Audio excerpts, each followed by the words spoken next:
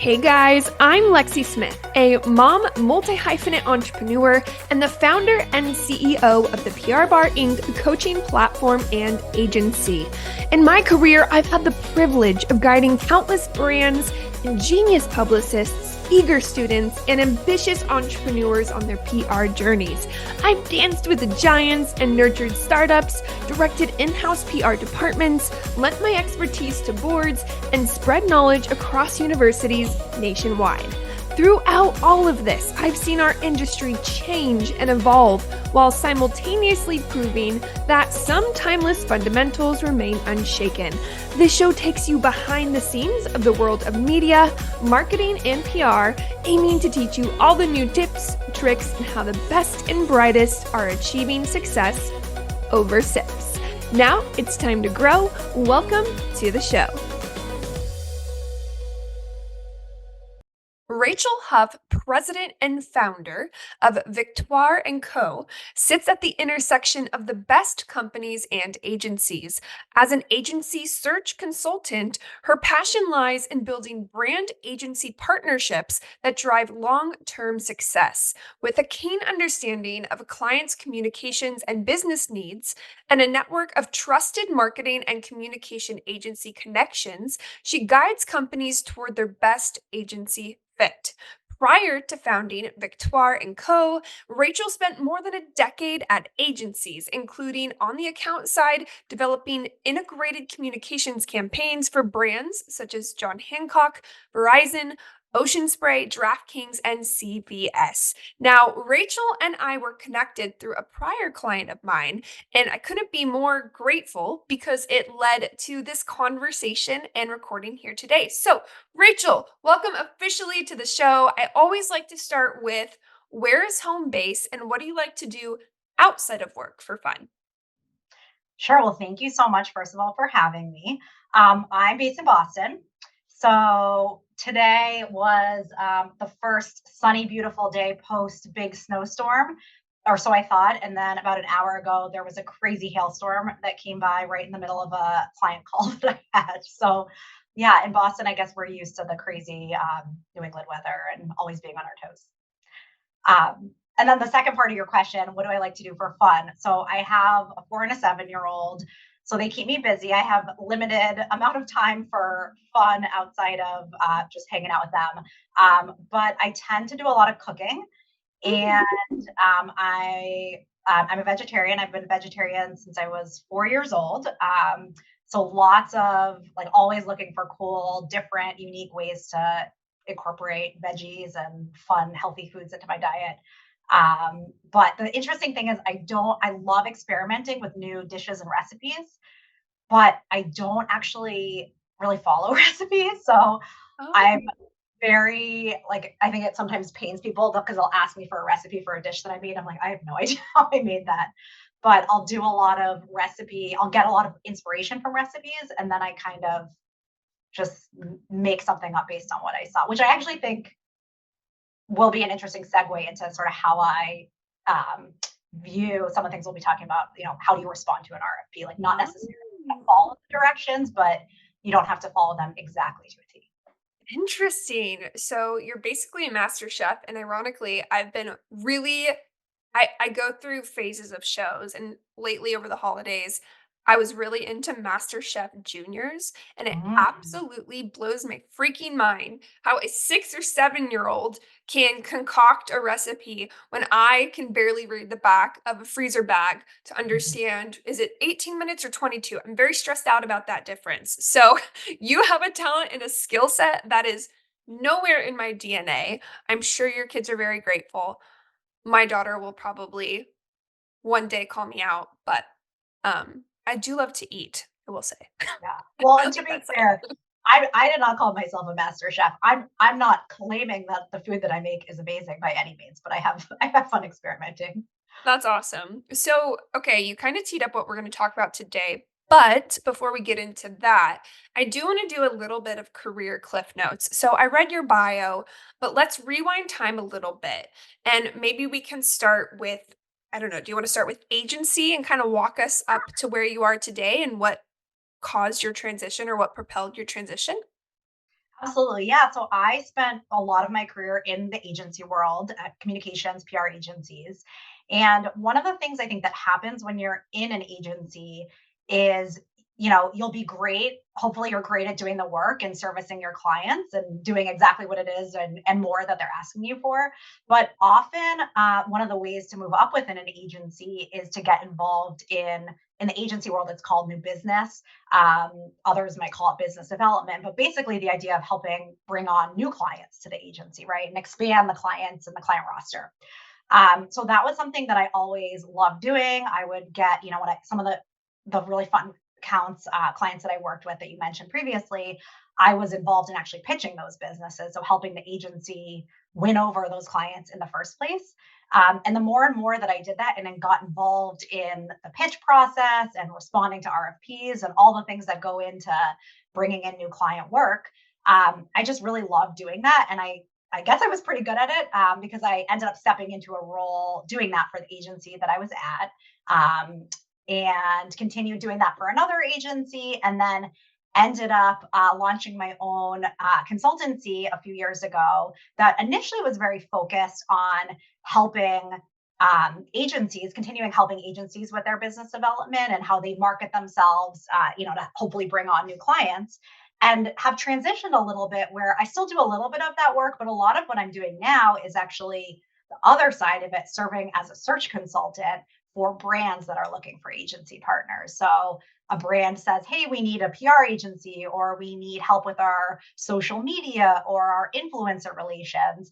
And they bring me in to help them really understand what it is they're looking for, put that in a brief, and then help them identify the right partners. So I think what's interesting is I really have been on both sides of the equation, the agency side of things and also the client side, and kind of understanding the pain points on both sides.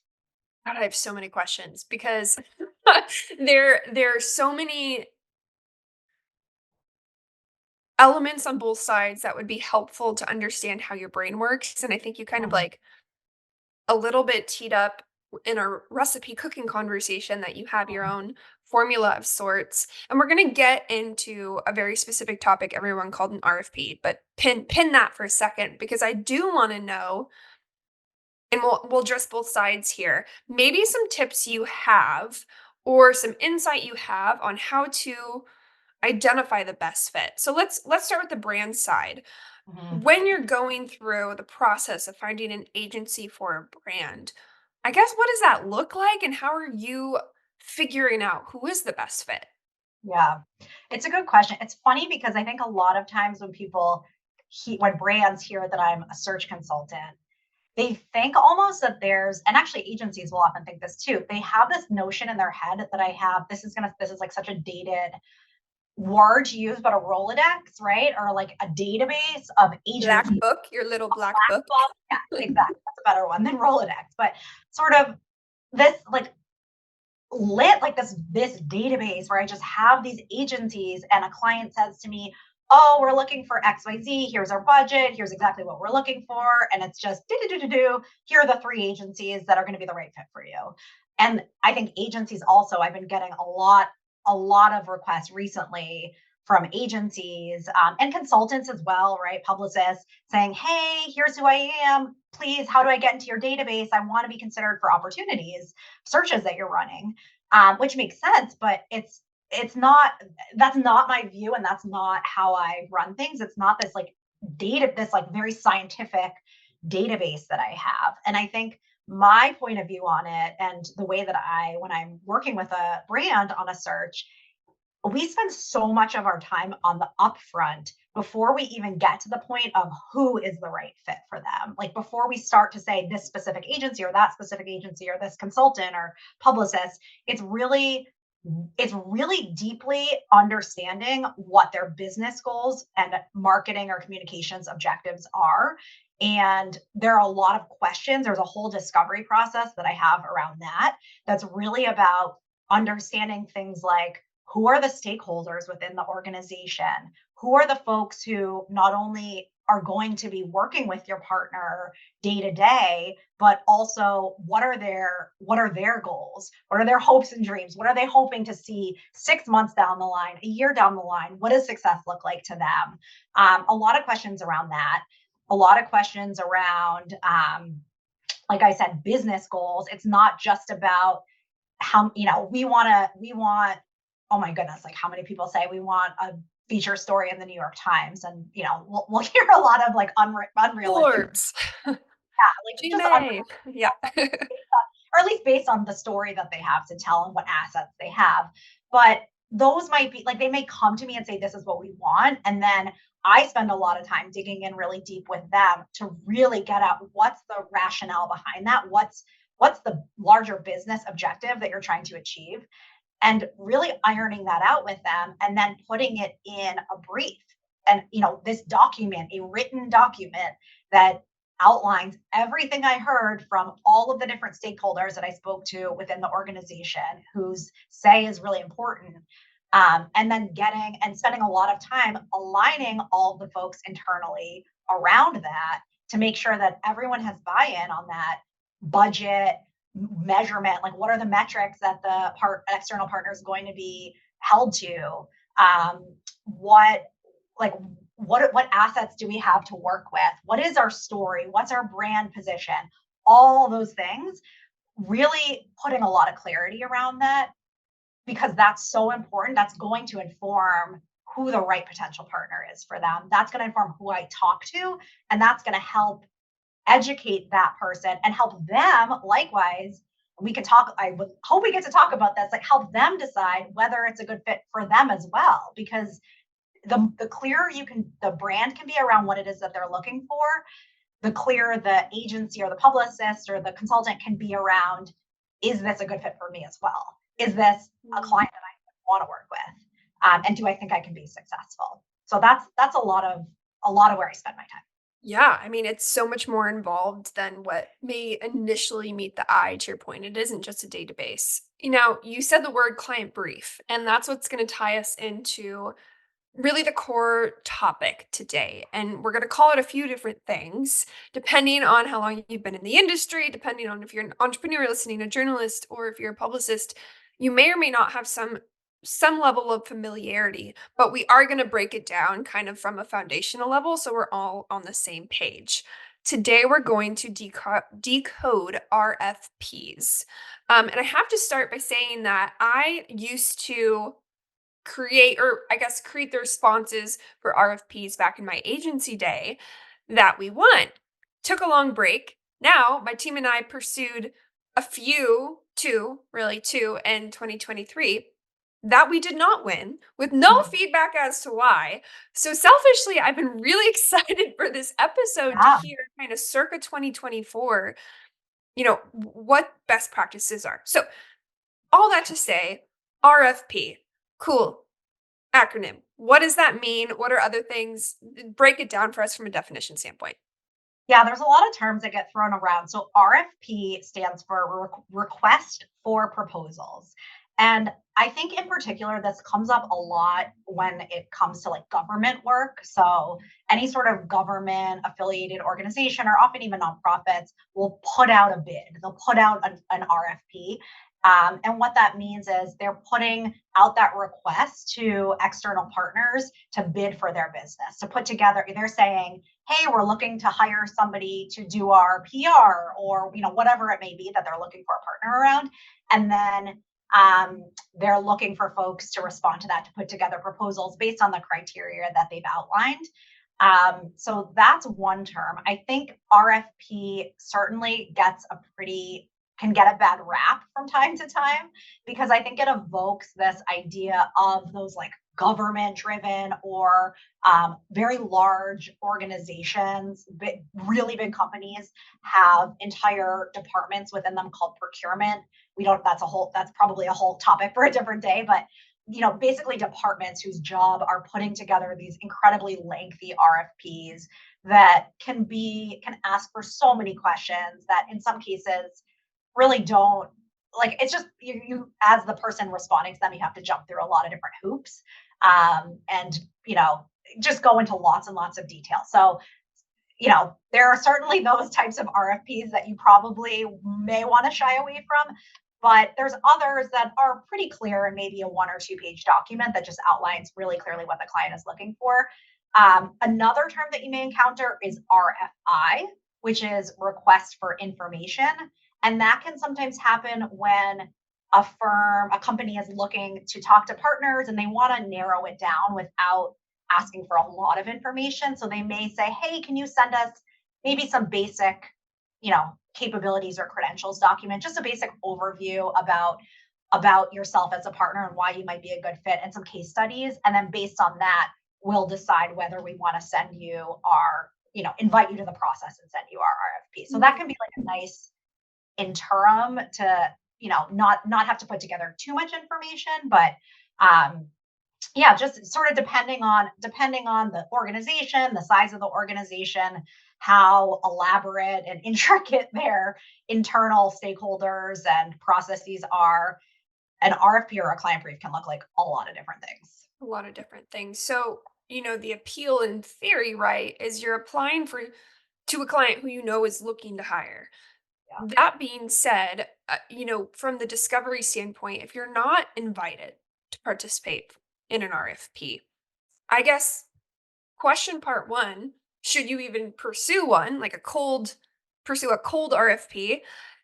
And then if so, what are some ways you can go about finding them? Mm. Yeah, that's a good question. So I, well, I do think one initial point that I kind of failed to mention is I do feel very strongly that there should be a brief. Whether it doesn't need to be called an RFP, but I think if you're pursuing an opportunity, you need to have something in writing from the client that outlines what it is that they're looking for. And that to me is a big red flag when a client is having conversations with potential partners and hasn't actually taken the time to put on paper what it is that they're looking for, because that often signals to me that they're not necessarily very serious about the search. They maybe haven't actually gotten buy-in from the internal, from their CEO or the CMO or whoever the internal stakeholders are. They haven't necessarily carved out the budget to bring on this external partner, and they're just kind of shopping around and seeing what's out there. So that's super important. To your question about pursuing cold opportunities. So I'm a big proponent of not doing that. Of only, and what I'll say is only pursuing opportunities that you feel confident that you have a high probability of winning. Because in order to really win or really to succeed in bringing in the client, you're going to want to and probably need to put in a pretty big investment, whether it's time or actual resources. It's going to pull you away from your client work. It's going to require a lot of focus, and you want to be all in on the opportunity. And so if you are pursuing opportunities that are cold, that you don't have a high likelihood of winning, you're probably wasting a lot of your time. So I think from the side of the person pursuing, or the agency pursuing a client opportunity, I think it warrants a lot of thought up front to determining, do we have a real shot at winning this? And I've recently been talking about this sort of model or perspective that I have on it, which I call it say no to grow. In order to grow your business, you actually have to say no to a lot of opportunities, and you have to be really thoughtful about which opportunities that you pursue. And that probably means saying no to some shiny objects, some exciting ones. But unless you feel really good about, again, like unless you know that you have a high likelihood of winning, it's not worth it. And a big piece of that is having a advocate within the organization who's going to make the case for you or who believes in you. So if you don't really know somebody, if it's a cold lead, if you don't really know someone within the organization who's going to help you understand what it is that they're looking for, who can really help you like really help you decode the brief and more than just what's on paper, you just don't have a really good shot at winning, and it's not worth pursuing, at least from my perspective. Did you know that I send out a community newsletter roundup every Tuesday, chocked full of resources, media kit downloads, journalist contact information, event invites, visibility opportunities? Basically, if you're not on the list, hit pause and sign up. It is super simple. All you gotta do is go to theprbarinc.com/newsworthy. That link is in the show notes too. Okay, back to the show. Okay, so if you're a newer entrant or you're someone who doesn't have those advocates, what can you do? Is there anything short term? Is it really, you know, like, I guess what can you do to be able to have a shot if you're starting from kind of the ground floor? So you mean in terms of if you hear of an opportunity that you're interested in, but you don't necessarily have that at this point, or do you mean just getting yourself even considered for those opportunities? I think both. I mean, look, I'll call myself out as an example, right? I am not new to the world of PR. I've been doing this for almost 14 years. However, the PR bar agency brand is relatively new. And I Mhm, never had to outbound pursue leads because we mhm. started the agency already with annual retainers. Great. Halfway through last year, we decided we're like, okay, we're ready. Like, we feel capable to take on more. And so, my team wanted to pursue RFPs. And from a looking at the RFP standpoint on paper, I knew we were very qualified. I knew we could do Yep, it. But to your point, we had no connections in the organization. We had no advocate. So I guess for someone like me or for a freelancer, someone breaking out of agency land to do it themselves and they're starting from a new recognition level, I guess that's what I mean by ground zero. yeah. What can they do to warm up to actually having a chance? Yeah. So I guess I'll answer that in two parts, and the first part will be about sort of attracting clients in the first place, so that you do get considered for opportunities, so that your name, so that you're in the running. And then part two will be, say you hear of an opportunity or something comes your way, how do you evaluate the opportunity and decide whether it's worth pursuing and how to pursue it? Okay, let's Okay, do so it. yeah, so let's dig into that. So I think part one of that is really about, so it's about how are you attracting clients in the first place? And you actually you use this word when you were talking about setting up the PR bar, is about your brand, your agency brand. And I think that that's a place that a lot of, whether it's an agent, a full blown agency, or whether it's a publicist, it's funny, it's something that they often neglect to think about and to spend a lot of time around, is their own personal brand or their own agency brand, which is funny because they do that for their clients. They spend so much time on their clients. Irony. Yep. Yeah, but and this is the case. I mean, this is not just the case for small firms. This is the case. I mean, I work with and encounter a lot of really big agencies that in many cases do a horrible job of really clearly defining and articulating their brand and their positioning. So the short answer is to really spend a lot of time there thinking about what makes you unique. There are so many agencies out there. There are so many publicists out there. There are so many folks in this world who do the same work that you probably do, and in many cases, who are also really great at doing that work. So, what makes you distinct? And focus on that.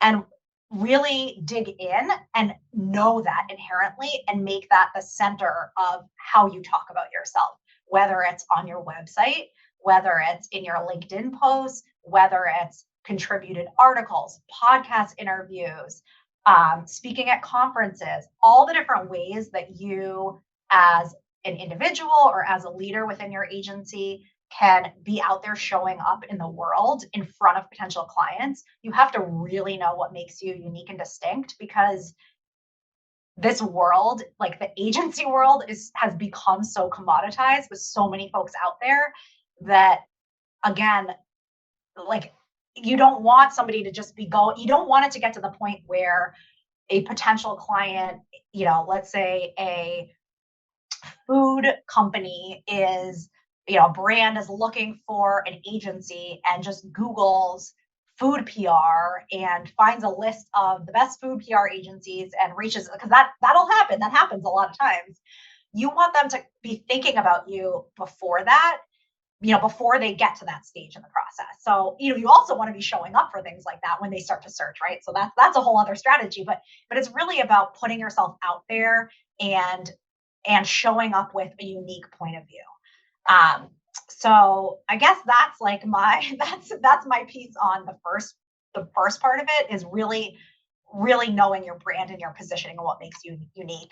And that way you'll, when a client comes in the door, a prospective client comes in the door and reaches out to you, it's not cold on their side. They already know you. They already are excited to be talking about you. They know what makes you unique, and they're considering you as different or elevated from some of the other potential partners that they're probably talking to.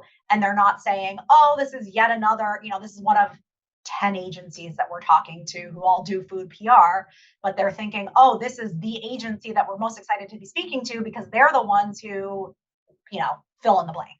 So let's go into part two. Yeah. So part two is about really establishing filters for when a prospective new client comes in the door, having a framework in mind for how you evaluate those opportunities. So in this case, you really want to start to think, I kind of think about it in a few different buckets.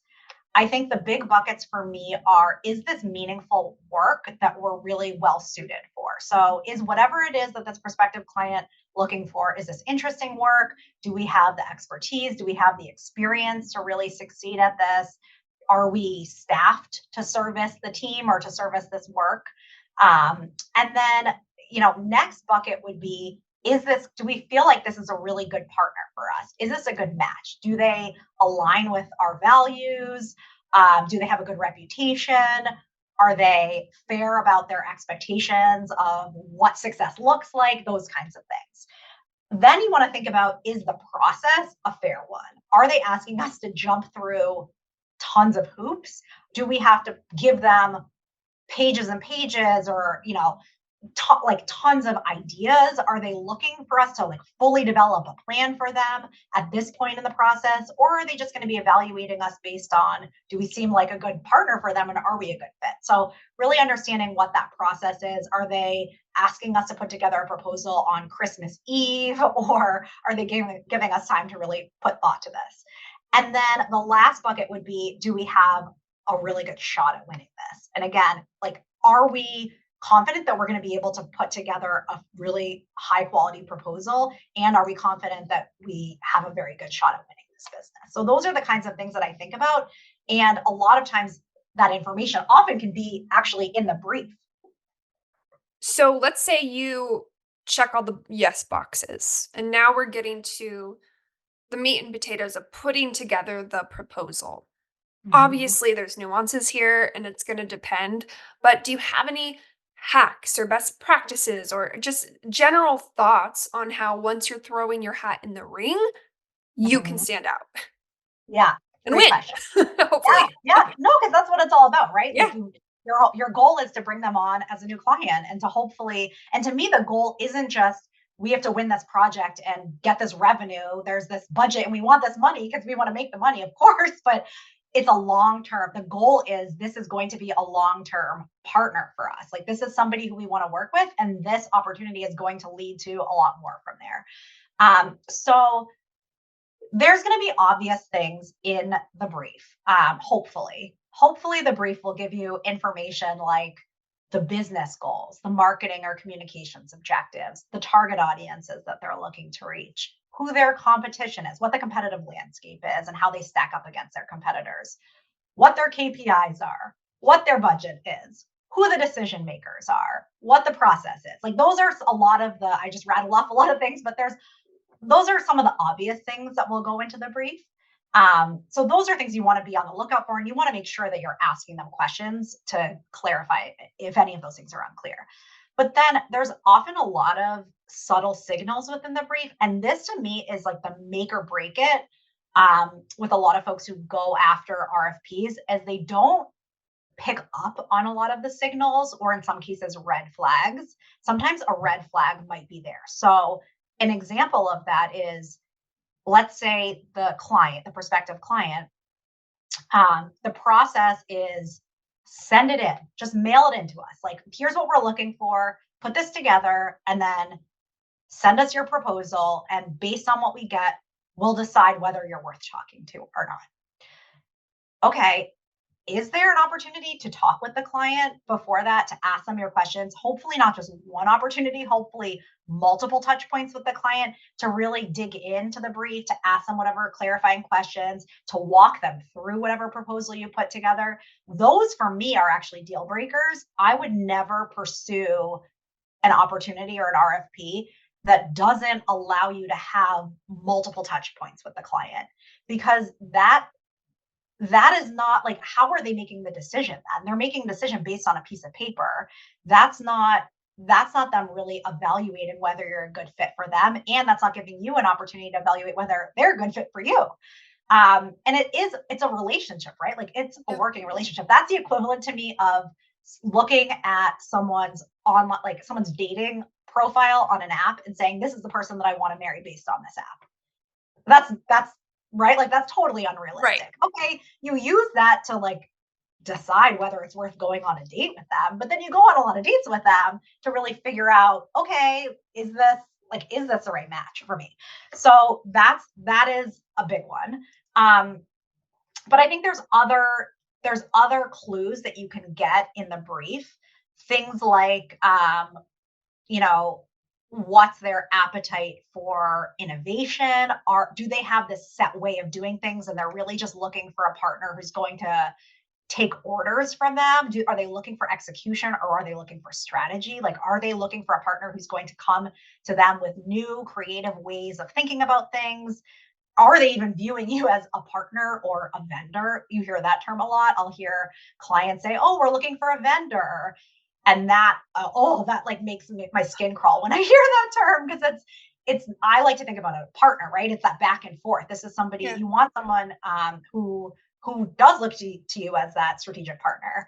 Yeah, are there, like, have they worked with other agencies or publicists in the past? And does that past experience, how is that going to shape the decision that they're making? How is that going to shape the work that they're asking you to do? So I think there are a lot of those. I could go on, but I think there are a lot of those more subtle questions that you can really think about. But to me, it goes back to chemistry, and it goes back to, clients aren't buying a set of services. They're buying a person or a team that they're going to be working with. And so if the process, if the brief, if your proposal is solely focused around the service that you can provide, that's probably a commoditized service. There are probably tons of other folks out there who do the same service as you do. So what makes you unique? What makes your team unique? What makes your agency unique? What's the unique lens or point of view that you can bring to the conversation? And I think clients appreciate that. And ideally, that's the kind of conversation that you want to be having with them, is challenging even maybe some of the things that they've put out there, and poking holes in some of the hypotheses that they've put out, saying, oh, we read this really interesting story that you put out there, but we think there could have been an opportunity for you to take it one step further, and to start to sort of show them what it would be like to work with you. And those are the kinds of opportunities. That's what I see agencies doing when they win the business, is really Mm. giving flavor for what the working relationship would be like. So interesting. To me, in a way, there's an element of like a regular job process involved. If I think of the jobs that more higher profile jobs that I've landed in my career, it wasn't just because I submitted a great resume, right?